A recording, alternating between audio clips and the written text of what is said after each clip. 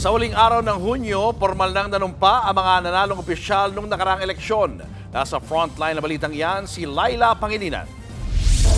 Nanumpa na ngayong araw ang mga bagong opisyal sa Quezon City.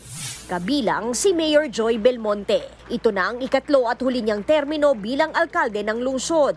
Nanumpa rin ang aktor na si Arjo Atayde bilang 1st District Representative. Kasama niya ang kanyang misis at dabarkads na si Maine Mendoza, pati ang kanyang mga magulang. Nanumpa rin sina Aiko Melendez at Alfred Vargas bilang District 5 councilors.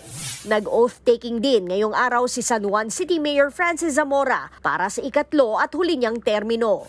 Sa Malabon, nanumpa na rin si Mayor Jeannie Sandoval at Vice Mayor Edward Nolasco.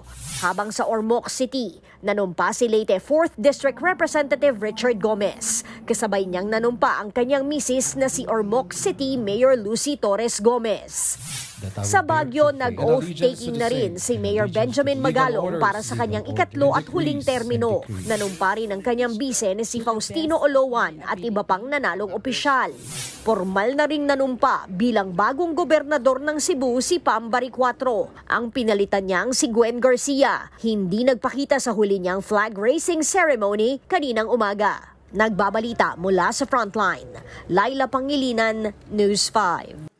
Mga kapatid, Julius Babaw po. Para sa komprehensibo at makabuluhang balitaan at talakayan, mag-follow at mag-subscribe na sa social media pages ng News 5.